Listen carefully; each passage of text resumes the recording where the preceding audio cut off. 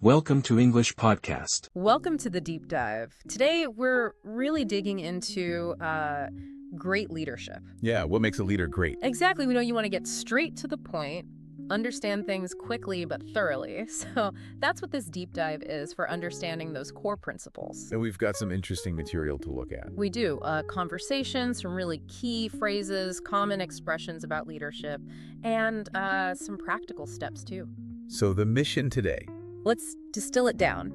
Actionable insights. How to be a better leader, at work, home, wherever. Right. And it's not just about having a fancy title.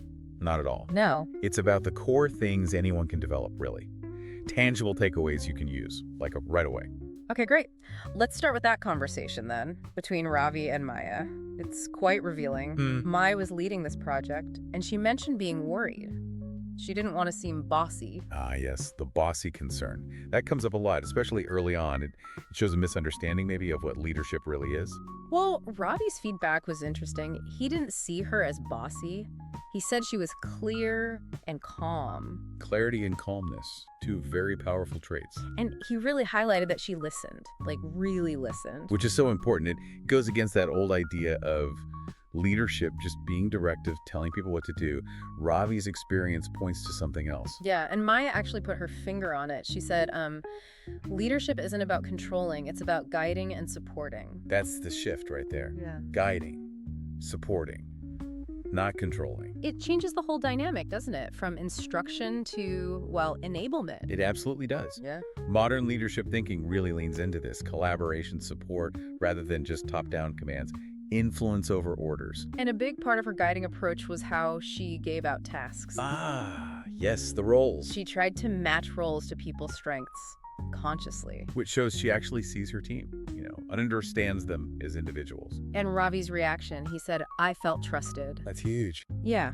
And because he felt trusted, he said it made him want to do my best. See, that's the connection. Trust fuels motivation. When you feel your skills are seen and valued, you step up. Naturally. It builds commitment. Exactly. And Maya's goal summed it up. Build trust, not fear. Such a core principle. Trust opens everything up. Communication, innovation. Fear just shuts things down. It really does. It stifles creativity, creates negativity. Yeah. So, makes you think, what kind of environment are your actions creating? Trust or something else? Good question. Okay, let's break down some of those specific phrases from the conversation. They're quite loaded. They are, like came together. Right. Simple phrase, but it speaks volumes about teamwork, doesn't it? Collaboration. Totally. It implies synergy. The team clicking, working as one unit toward that goal. Then the Maya's worry. I didn't want to sound too bossy. We touched on that. It's that balancing act, isn't it? Assertiveness versus being overbearing. Many leaders grapple with that. Finding that line. Yeah. Navigating power dynamics while keeping relationships positive, it's tricky. And back to the core idea, leadership isn't about controlling. It's about guiding and supporting. Worth repeating, I think. Definitely. It's fundamental to, a more modern, empowering view of leadership. Less hierarchy, more enabling. And give each person a role that fits their strengths. That's about smart delegation, isn't it? Seeing the talent and actually using it effectively, maximizing what each person brings. Which led directly to Ravi saying, I felt trusted. That simple sentence carries so much weight. Trust is a motivator. It gives people ownership. Yeah, makes them want to take initiative. For sure. And finally, build trust, not fear. Again, it's the foundation. It really is. It sets the whole psychological tone for a team.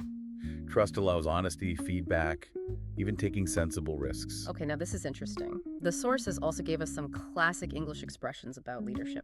Good ones. The expressions like lead by example. Yes. Which isn't just talk, is it? It's about doing, showing the way through your own actions. Exactly. You embody the standards you expect. Your actions set the real benchmark, often more than your words. Commitment, integrity. Yeah. The team sees it. Then empower others. Which is more than just handing off tasks. Right. It's giving the tools, yes, but also the confidence, the trust to act on their own. Providing resources, autonomy, and crucially, that belief in their capability. That's true empowerment. Communicate clearly. Seems basic, but... But it's vital. Yeah. And it's not just about clarity, but how you communicate. Kindness, confidence, it all matters. So everyone's on the same page, no confusion. Right. minimizes ambiguity, aligns everyone, and the delivery, yeah, that affects how it lands. Okay, another one. Stay calm under pressure. Oh, that's a big one. When things get tough, the leader's composure, or lack of it, sets the tone. A steady hand at the tiller, sort of. Yeah. It reassures the team, allows for rational thinking instead of panic, helps focus on solutions. And the last expression, make decisions with integrity. Acting ethically, doing the right thing. Even when it's hard. Especially when it's hard. That's what builds deep, long-lasting trust and respect. Moral principles matter. Okay, so we have these great principles, these expressions, but how do we, actually do this stuff day to day? Practical steps. The sources laid out some good ones. First one, start by leading yourself. Things like waking up early, keeping promises to yourself. It makes sense, doesn't it? Yeah. Self-discipline first. If you can manage yourself, you have the credibility and foundation to guide others. Builds that internal strength.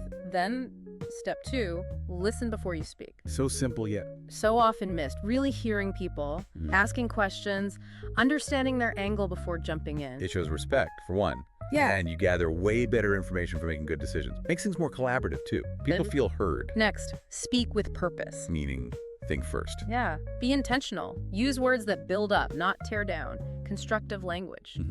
Words have impact. Using them purposefully helps ensure that impact is positive, motivating, avoids negativity. Then, take responsibility.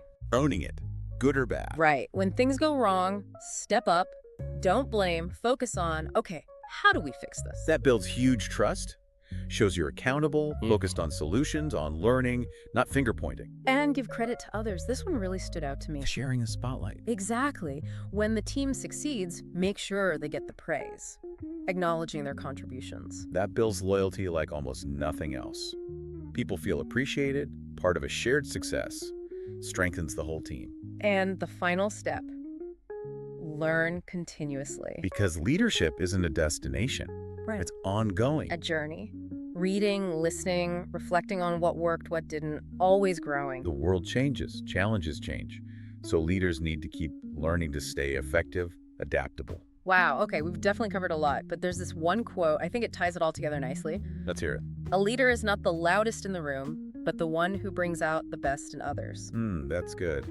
Really good. It captures that shift we talked about, doesn't it? Yeah, it's not about dominance, it's about enabling potential, elevating people. Empowering them to be their best selves. That's the core of it. So, with that in mind, here's a challenge for you listening. Something practical right now. Okay. Grab a piece of paper, or just think. What are 3 specific leadership actions you can take this week, wherever you are, work, school, home, with friends? Make it concrete. Yes. And then, this is important, say them out loud, in English.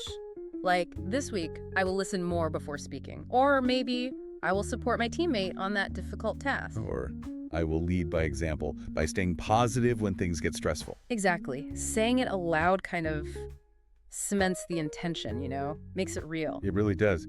It turns these ideas from abstract concepts into actual planned behaviors. Much more likely you'll follow through. So just to quickly recap, we've looked at leadership not as top-down control, but as guiding and supporting. Highlighting trust, clear communication, empowerment. And we've got those practical steps you can actually use to build your own leadership skills. Yeah, focusing on empathy, integrity, and really bringing out the potential in your team. It's always a work in progress. Definitely. And speaking of developing key skills, next time, we're diving into mastering public speaking in English. Ooh, another crucial one for leaders. Building confidence, influence. Absolutely. So make sure you join us for that. For now, thanks for diving deep with us. Keep learning, keep leading. Your voice matters. Please like, comment, share, and subscribe for more videos. Thanks for watching.